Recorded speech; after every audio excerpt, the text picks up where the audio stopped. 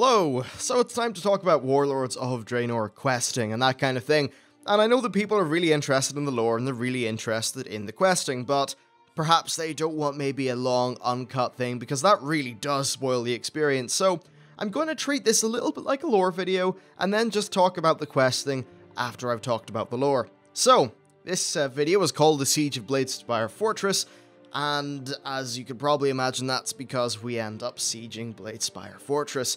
So things start off right after we cleared out our garrison and we got all that sorted. We talk to Drekthar and he explains that if the Frostwolves are going to be safe, they need to clear the ogres out of Bladespire Fortress.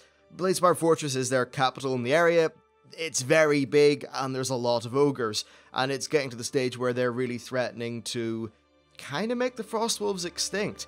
And another reason why they really need to clear out Bladespire is because they also face the threat of the Thunderlord orcs, who are of course with the Iron Horde, and are, causing quite a ruckus.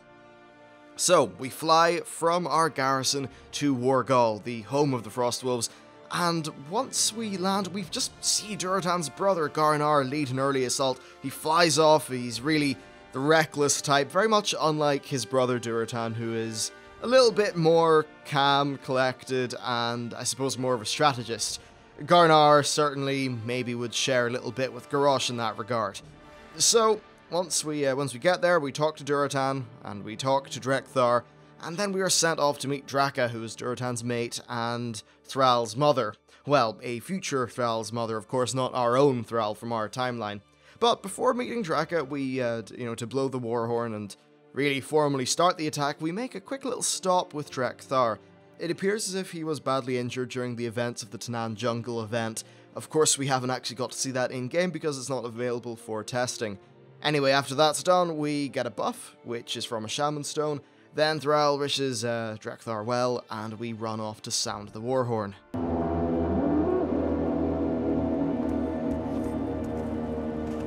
Some of Blizzard's character work here is actually quite good.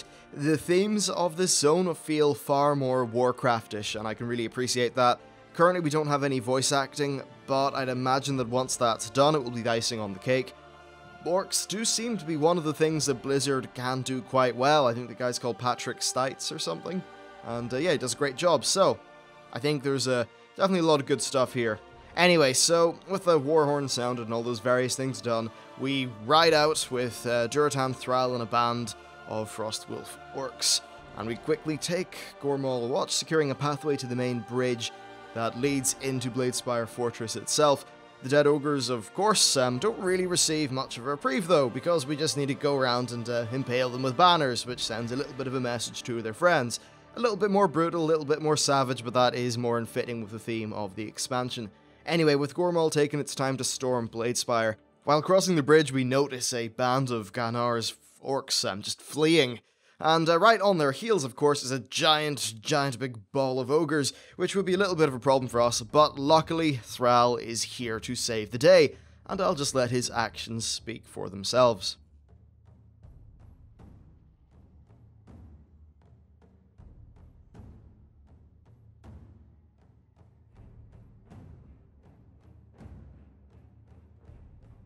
So with Thrall's work done, the path is cleared to Bladespire Citadel, and once we get inside the lower level, we find that, well, things were not going 100% fantastic for Garnar. A lot of his forces ran away, and they actually didn't really finish their job. What they had been doing was amassing a whole bunch of oil and explosives so that they could blow up a very important arms cache down there.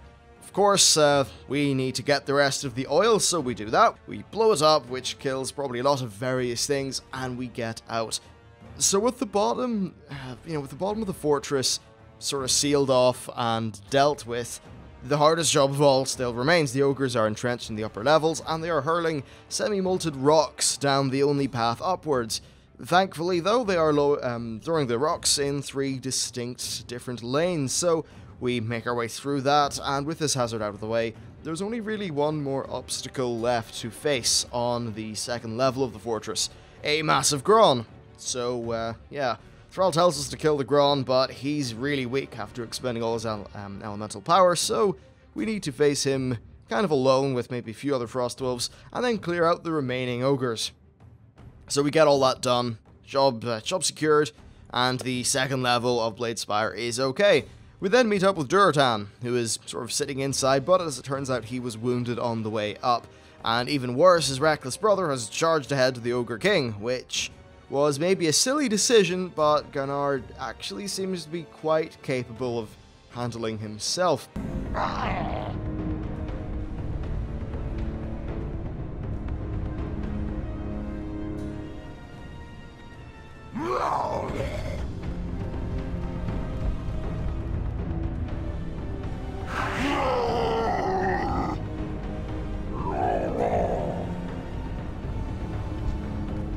Anyway, luckily enough, we were able to, to jump up, follow Gunnar to the Ogre King, and, well, kill the Ogre King while he's dealing with some other things.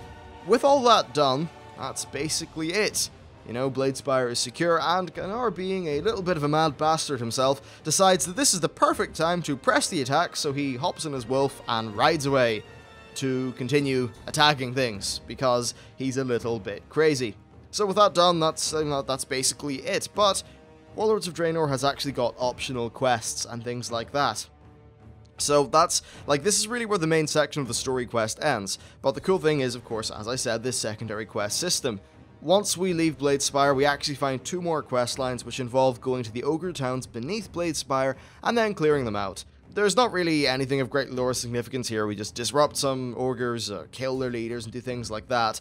But one of the quests nets us a follower. Basically, after freeing an orc from his prison, he decides to join us and become a garrison follower. This is pretty cool, and it's nice that they're giving our followers a little bit more of a backstory to them. They're not just randomly generated characters. So that's definitely quite cool.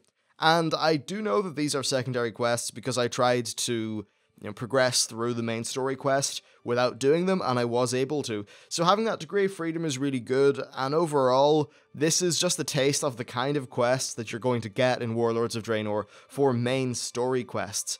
Basically, the story quests are kind of linear, but they're well done. There seems to be a lot more character work going on, and thankfully, at least so far, any exposition or anything like that is not done while you are slowly following a character. Any exposition seems to be done when you're traveling from place to place, which really helps keep up the pace.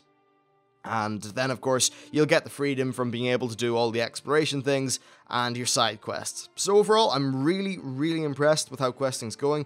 If you would like me to continue doing videos like this for the other, main sort of story quests and things, on just the cool stuff in Bladespire, then totally let me, or not in Bladespire, in Frostfire, then totally let me know and I'll do that. But for now, that was just a quick little look at one of the quest lines in, well, the second quest line in Frostfire Ridge. Thanks for watching, stay tuned to the channel for all the, latest Warlords of Draenor stuff, and I'll see you next time.